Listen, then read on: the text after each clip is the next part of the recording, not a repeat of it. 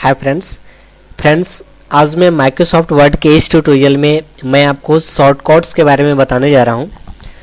अगर आप Microsoft word में शॉर्टकट के द्वारा काम करते हैं तो आप अपने काम को बहुत ही ज़्यादा एफिशिएंट तरीके से, ज़्यादा क्विक तरीके से कर सकते हैं। और कंपनीज़ में आमतौर पे जब आपका सिलेक्शन आईटी डिपार्टमेंट में होता है तो जितनी ज़्यादा आप शॉर्टकट कीज़ का यूज़ करेंगे उतनी ही ज़्यादा आपकी इम्पोर्टेंस बनती है। आपके बॉस या फिर जो इंटरव्यू लेने वाले जो लोग हैं आपके शॉर्टकट कीज़ के ज़रिए बहुत ही ज़्यादा आपसे इम्प्रेस हो जाते हैं। तो हमेशा याद रखिए कि जिस भी सॉफ्टवेयर की ट्रेनिंग आप करते हैं, जिस सॉफ्टवेयर को आप पढ़ते हैं, उस सॉफ्टवेयर में कॉमन शॉर्टकट कीज़ जो भी यूज होती हैं उनको ज़रूर आप याद कर लें ताकि आप अपने काम को ज़्यादा से ज़्यादा क्विक तरीके से परफॉर्म कर सकें। शॉर्टकट कीज़ जो हैं वो नेट पर भी इजीली अवेलेबल होते हैं। आप चाहे तो गूगल पे जाकर उस सॉफ्टवेयर की शॉर्टकट कीज़ इजीली सर्च कर सकते हैं। अदरवाइज़ हर सॉफ्टवेयर के अंदर उसकी शॉर्टकट कीज़ डिफाइन होती है जिसको सर्च करने की ज़रूरत होती है। इसमें कोई बिग डील नहीं है। एग्जाम्पल के तौर पे मैं आपको माइक्रोसॉफ्ट वर्ड 2007 में जैसे ही अल्ट बटन को प्रेस करता हूँ, आप देखें ऑटोमेटिकली सभी टैब्स पर एक एक हमारे पास शॉर्टकट कीज़ आ गई हैं।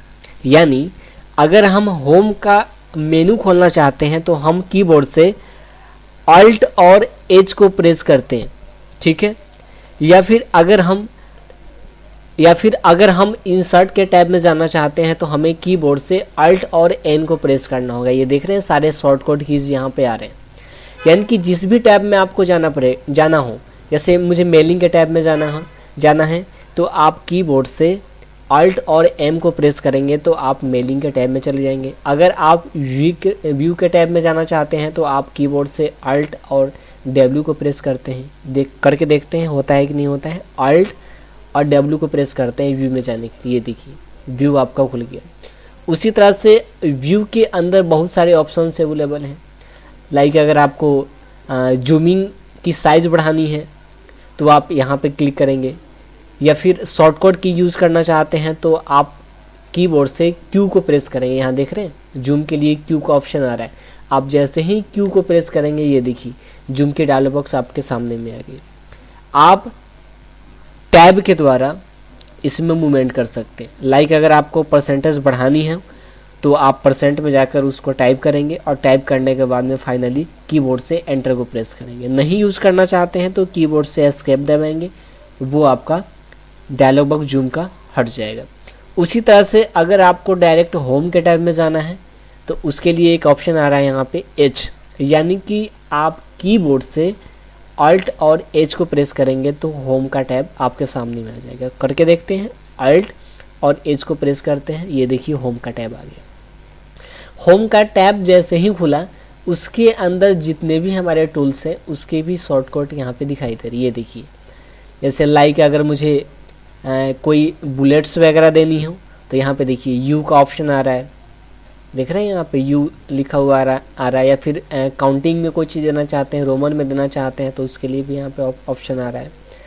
अगर हम फॉन्ट की कलर वगैरह चेंज करना चाहते हैं तो FC यहाँ पे शॉर्टकट की आ रहा है।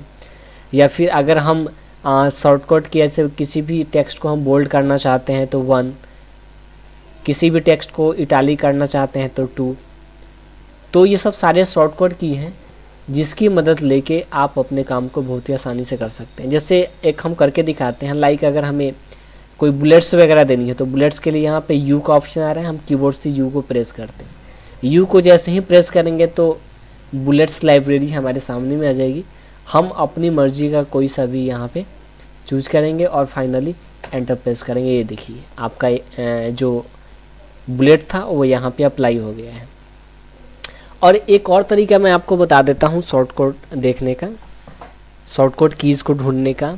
आप जिस भी टूल पे कर्सर को रखेंगे, लाइक अगर मुझे इसको बोल्ड करना हो तो बोल्ड करने के लिए आप कर्सर लेके जाएंगे बी पे जैसे ही आप कर्सर को लेके जाएंगे ये बता रहा है कि बोल्ड के लिए Ctrl+B को आप प्रेस करेंगे और Ctrl+B को प्रेस करने के बाद में इसके क्या इफ़ेक्ट्स होंगे उस सेंटेंस, उस टेक्स्ट, उस वर्ड के ऊपर, वो चीज़ें भी यहाँ पे डिफाइन कर रहा है। लिख रहा है कि मेक दी यहाँ पे फिर से मैं बता दे रहा हूँ, make the selected text bold, यानी कि जो भी टेक्स्ट को आपने सेलेक्ट किया है उसे ये बोल्ड कर देगा, यानी कि गाढ़ा कर देगा।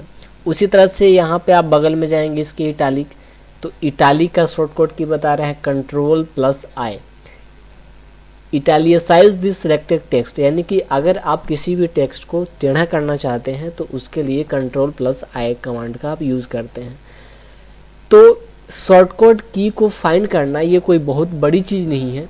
अगर आप इस कमांड जो मैंने अभी पहले बताया आपको, अगर इस कमांड का यूज़ नहीं भी करते हैं और जिस भी कमांड का आप शॉर्टकट की यूज़ करना चाहते हैं, आप जैसे ही वहाँ पे कर्सर रखेंगे वो उसको डिफाइन करेगा। ये क्या लिख रहा है, अलाइन टेक्स्ट लेफ्ट, अगर आप अपने टेक्स्ट को लेफ्ट की तरफ करना चाहते हैं इस पेज पे तो आप Ctrl+L को प्रेस करें। उसी तरह से अगर आप इसको सेंटर में करना चाहते हैं तो Ctrl+E को सेलेक्ट करें, और जो भी शॉर्टकट की है उसके नीचे उसके करने के उसका क्या इफ़ेक्ट होगा उसके ऊपर, वो चीज़ें भी इंडिकेट कर रहा है। तो शॉर्टकट की एक बहुत ही इंपॉर्टेंट कमांड है, जिसका यूज़ अगर आप कंपनीज़ वगैरह में करते हैं तो आप अपने काम को बहुत ही आसानी से, बहुत ही क्विक तरीके से आप इसको कर सकते हैं। देखिए, इससे मैं कुछ और फ़ायदे बता देता हूँ। होता क्या है कि अगर आप ये चाहते हैं कि आपके जो बगल वाला जो आपके साथ में बैठता है वो आपके काम करने के तरीक़ों को ना जान पाए, ना देख पाए, उससे आप मतलब कि अपनी खूबी को नहीं दिखाना चाहते हैं, तो आप ज़्यादा शॉर्टकट की यूज़ करेंगे तो आपके जो बगल वाले होंगे उनको पता नहीं लग पाएगा कि अगला पर्सन काम कैसे कर रहा है। हो सकता है कि वो जानने का इच्छुक हो तो वो आपसे मतलब पूछना चाहे कि आप भाई साहब ये बताओ कि आप इस काम को कैसे कर रहे हो। तो ये सब चीज़ें जो होती है ज़्यादातर अगर आप शॉर्टकट की का यूज़ करते हैं तो आपकी इम्पोर्टेंस दूसरों के सामने में बहुत ही ज़्यादा बढ़ जाती है। तो उम्मीद है कि शॉर्टकट की आपको बहुत अच्छे तरीके से समझ में आ गया होगा। तो एक नेक्स्ट ट्यूटोरियल के अंदर मैं एक नए कमांड के साथ, एक नए ट्यूटोरियल के साथ आपके सामने में हाजिर होऊंगा। तब तक के लिए हमारे इस ट्यूटोरियल को देखते रहिए, लाभ उठाते रहिए, हंसते रहिए। बहुत बहुत धन्यवाद आपका।